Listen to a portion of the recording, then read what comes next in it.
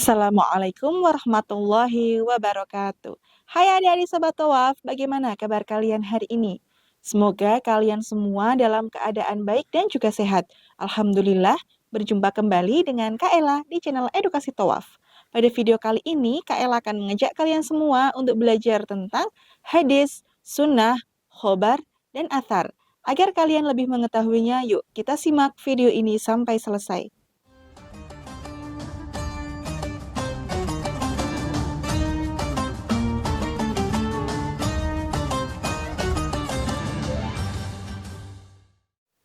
Adik-adik Sobat Tawaf, dalam menjalankan segala perintah dari Allah Subhanahu wa Ta'ala, maka kita harus mengacu pada sumber hukum dan ketentuan dalam agama Islam.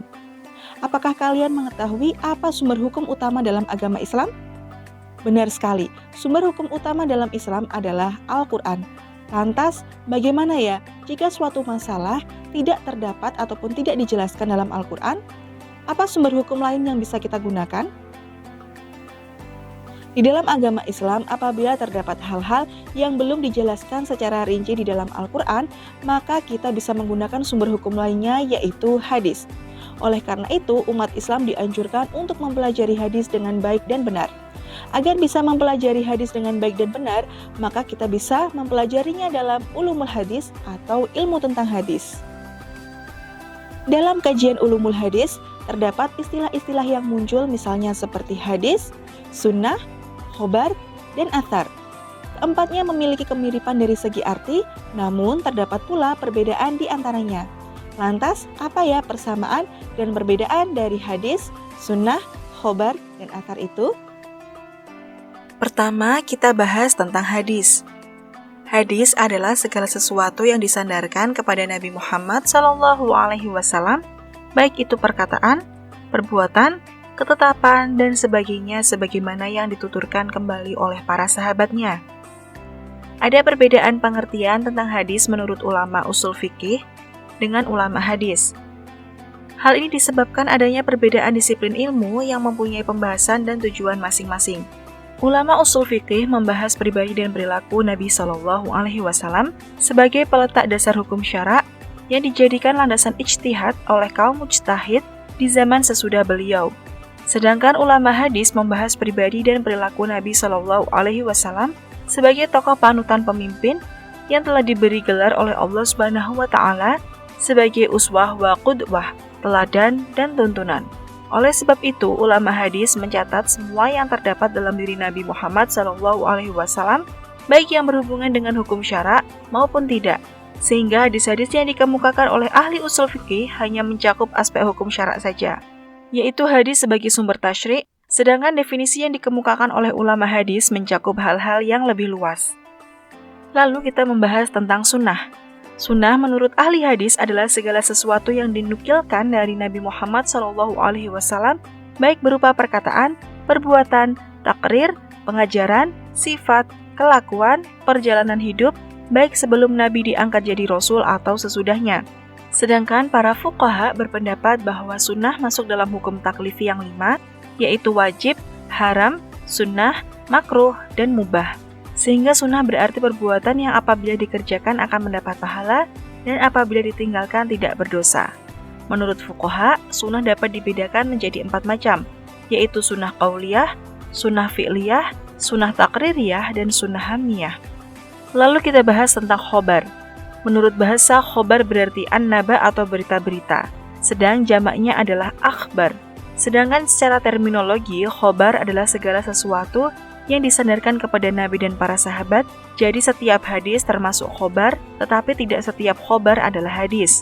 Secara terminologi, terdapat 3 pendapat mengenai khobar, yakni khobar merupakan sinonim bagi hadis, yakni keduanya berarti satu atau sama. Khobar berbeda dengan hadis, karena hadis adalah segala sesuatu yang datang dari Nabi SAW, sedang khobar adalah sesuatu yang datang dari selain Nabi Muhammad SAW. Khobar lebih umum dari hadis, karena hadis hanya datang dari Nabi saja, sedang khobar datang dari Nabi SAW maupun para sahabat. Sekarang kita bahas tentang athar. Athar menurut etimologi ialah dampak atau imbas sesuatu, atau sisa sesuatu, atau berarti sisa reruntuhan rumah dan sebagainya. Athar juga berarti nukilan. Sesuatu doa umpamanya yang dinukilkan dari Nabi dinamai doa ma'thur. Sedangkan menurut istilah atau terminologi, terdapat dua pendapat mengenai athar. Pertama, kata athar sinonim atau artinya sama dengan hadis. Kedua, athar adalah perkataan, tindakan, dan ketetapan sahabat. Jumhur ahli hadis mengatakan bahwa athar sama dengan khobar juga hadis, yaitu sesuatu yang disandarkan kepada Nabi Shallallahu Alaihi Wasallam, sahabat, dan tabi'in. Sedangkan para fuqaha memakai istilah athar untuk perkataan-perkataan sahabat, tabi'in, dan lain-lain. Jadi, athar merupakan istilah bagi segala yang disandarkan kepada para sahabat atau tabi'in, tapi terkadang juga digunakan untuk hadis yang disandarkan kepada Nabi Shallallahu Alaihi Wasallam. Berdasarkan penjelasan tentang pengertian hadis, sunnah, khobar, dan athar dapat dianalisis bahwa terdapat persamaan dan perbedaan sebagai berikut. Menurut sebagian ulama, keempat hal ini adalah sama. Dianggap sama karena sama-sama disandarkan kepada Nabi baik perkataan, perbuatan, maupun ketetapannya. Akan tetapi, sebagian ulama membedakan pengertian antara sunnah dan hadis. Sunnah itu adalah segala sesuatu yang diriwayatkan dari Nabi Shallallahu Alaihi Wasallam, baik perkataan maupun perbuatan beliau. Sedangkan hadis hanya khusus mengenai perkataan beliau. Ada juga yang berpendapat bahwa sunnah Nabi Shallallahu Alaihi Wasallam hanyalah tata cara dan perilaku Nabi yang beliau praktekkan terus-menerus dan diikuti oleh para sahabatnya. Sedangkan hadis adalah perkataan Nabi Shallallahu Alaihi Wasallam yang diriwayatkan oleh seorang atau dua orang. Lalu hanya mereka saja yang mengetahui dan tidak menjadi pegangan atau amalan umum. Dengan demikian, dapat kita katakan bahwa persamaan antara sunnah dengan hadis adalah baik sunnah maupun hadis keduanya adalah bersumber dari Rasulullah Shallallahu Alaihi Wasallam. Menurut sebagian ulama, sunnah lebih luas dari hadis. Sunnah adalah segala yang dinukilkan dari Nabi Muhammad, baik perkataan, perbuatan, takrir, maupun pengajaran, sifat, kelakuan, dan perjalanan hidup, baik sebelum maupun sesudah diangkat menjadi Nabi dan Rasul. Titik berat sunnah adalah kebiasaan normatif Nabi Muhammad Shallallahu Alaihi Wasallam. Khobar, selain dinisbahkan kepada Nabi Muhammad SAW, dapat juga dinisbahkan kepada sahabat dan tabi'in. Khobar lebih umum dari hadis karena masuk di dalamnya semua riwayat yang bukan dari Nabi Muhammad SAW. Athar lebih sering digunakan untuk sebutan bagi perkataan sahabat Nabi Muhammad SAW, meskipun kadang-kadang dinisbahkan kepada beliau juga. Agar lebih jelas, kalian bisa simak tabel berikut ini. Hadis adalah ucapan, perbuatan, takrir, sifat-sifat atau keadaan Nabi Muhammad SAW. Sunnah, ucapan, perbuatan, takrir, dan kebiasaan Nabi Muhammad SAW baik sebelum maupun sesudah diangkat menjadi Nabi.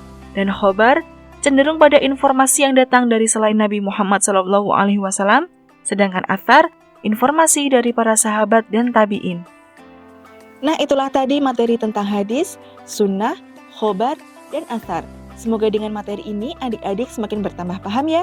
Cukup sekian dulu penjelasan dari Kak Ella. Jangan lupa untuk like, komen, dan share video ini ke teman-teman kalian semua agar teman-teman kalian dapat belajar bersama di channel Edukasi Thawaf. Oh iya, jangan lupa juga untuk subscribe channel ini ya. Terima kasih, semoga bermanfaat. Wassalamualaikum warahmatullahi wabarakatuh.